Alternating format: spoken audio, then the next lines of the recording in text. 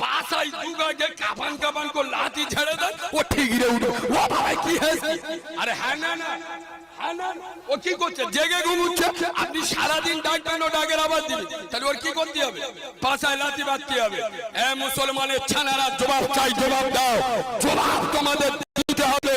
হে ভাঙলের মুসলমানের বাচ্চারা, তোমরা যারা মুসলমান বলে দাবি করো, উম্মতে মুহাম্মাদি বলে দাবি করো, কোরআন ওয়ালা বলে দাবি করো, আশিকে রাসূল বলে দাবি করো, আমি কারিমুল্লাহ জবাব চাই, জবাব দাও। আজ বাংলার মুসলমান, আজ ভাঙলের মুসলমান, আজ সুদূরাইদের মুসলমান, এরা জেগে ঘুমুচ্ছে না ঘুমোয় না? আমি নবীর মেম্বারের জীবনে উঠবো না। শোনেন, এখানে এতগুলো লোক আছে, একজন উঠে দাঁড়িয়ে বলবে নামাজ না পড়লি গুনাহ হবে, এটা আমি জানি না। কেউ আছে? কথা বলেন। পড়বো কি করার আজ করে তাই জেগে ঘুমুচ্ছে না ঘুমোয় না? তাহলে আর কি করতে হবে? ভাষায় লাথি মারতে হবে। তা আমার ওয়াজ লাথি মারা ওয়াজ। আগো যে ঘুমুচ্ছে ওর কানের গোড়ায় আলু বোম মারলি জেগে উঠবে, সারা পেটও মারতে হবে। এমন আওয়াজ বলবো যদি ভিতরে না ঢোকে, তা ও চুমো খাওয়া ওয়াজ করে কোনো লাভ আছে? সারা গ্রামে আপনাদের মসজিদের আন্ডারে কত ঘর মুসলমান আছে? আনুমানিক 250। হুজুর সত্যি কথা বলুন, ফজরের নামাজে কত লোক হয়? 100। হুজুর বলতেছে 25 জন। তার মানে তাও জিবরাইল, মিকাইল, আজরাইল সব সমেত ধরে নে 20-22 জন হবে। মুসলমানেরা কবে শিখবে? এই দেখো, হাঁটু ঢাক থেকে পুঁতবে গুলো বার করে দিচ্ছে আল্লাহ।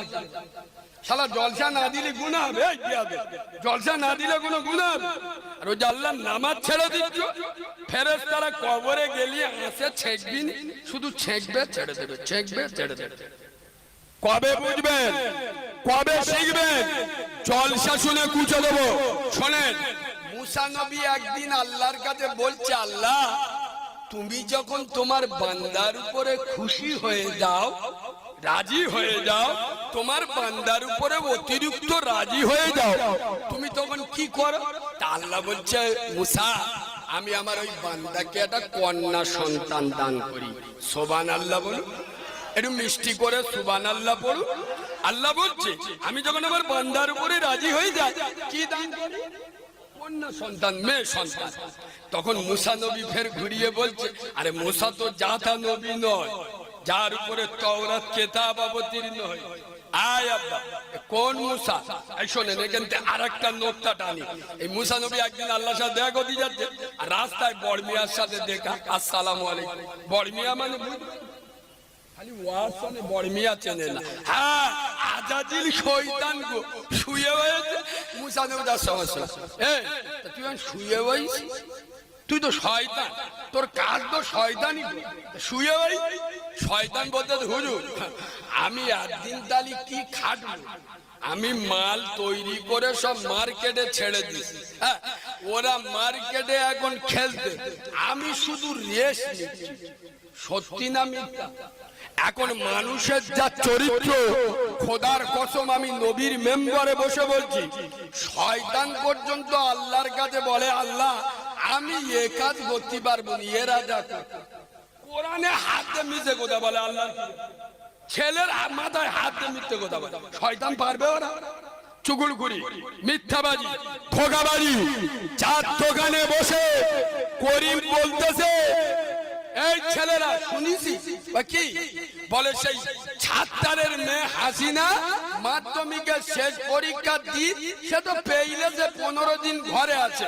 ও চার দোকানে ওটা বললো, আমি মুসলমানের ছানা চার দোকানে বসেছিলাম, আমি ওইটা শুনে গোটা গ্রামময় গেপজে দিলাম।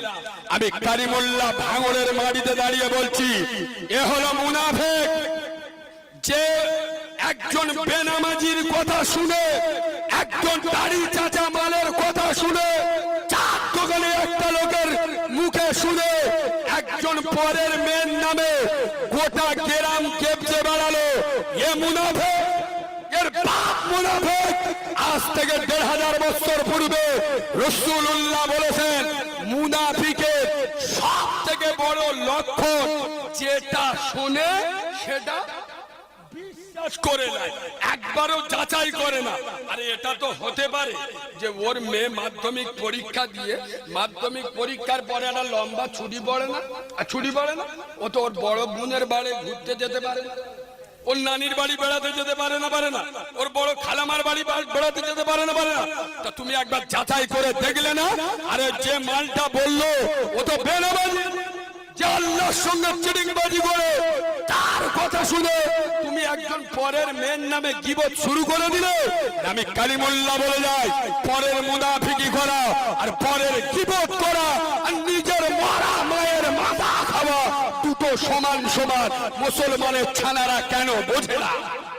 আরে এটা তো হতে পারে যে ওই অপর মেয়ের নামে বদনাম দিচ্ছে, তার বাপের সঙ্গে ঝগড়া আছে, তার মেয়ের নামে দুর্নাম বদনাম চালাকি করে ছড়াচ্ছে।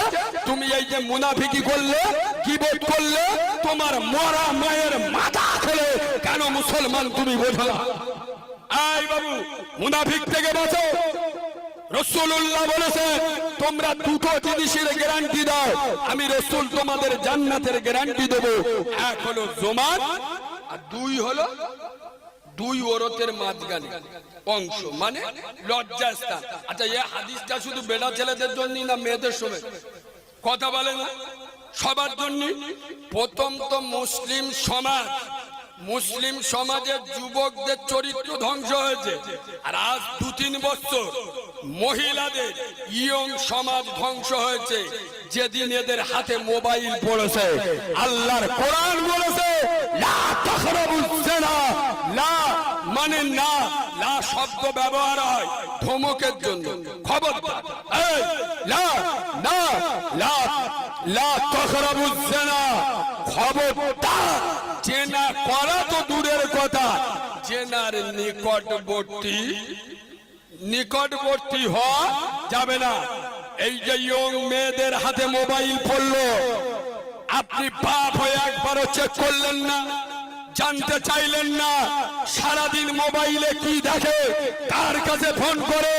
আরে যুবতী মহিলাদের আজ 2-3 বছরের যে চরিত্র শেষ হয়েছে, আগামী 100 বছরে মহিলাদের চরিত্র শেষ হয়নি। আল্লাহর কোরআন বলেছে লা তাকরাবুজ জিনা, জেনা করা দূরের কথা, জেনার নিকটবর্তী হয় না। মোবাইল যখন হাতে থাকে, কমিটির ছেলেরা কেউ আছে? আমার মোবাইলটা মনে হয় যেখানে বসেছিল ওখানে পড়ে গেছে, ওই বাড়িটা একটু দেখে রাখ। নাম্বার বলতে হবে না, আমি যে বাড়িতে বসেছিলাম হ্যাঁ ওই উনি যাচ্ছে, তুমি বসো বাবু, তুমি বসো। আচ্ছা, আমি কোরআনের উদ্ধৃতি দিয়ে বলছি, আমি কারোর বিরুদ্ধে কথা বলেছি? কোরআন বলছে লা তাকরাবুজ জিনা, জেনা। আচ্ছা, যে মহিলার হাতে মোবাইল থাকবে, আপনি বলুন সারা দিন যখন ও একটা জিনিস নিয়ে ঘাটাঘাটি করবে, জেনার সঙ্গে আল্লাহর কি রে বাবা, আজকে 4-5 বছর 6 বছর আগে ওই 8, 9, 10 যেসব চারা মেয়েরা পড়ে, ওই একজন মোবাইল নিয়ে গেলি গোটা গ্রুপের কাজ হয়ে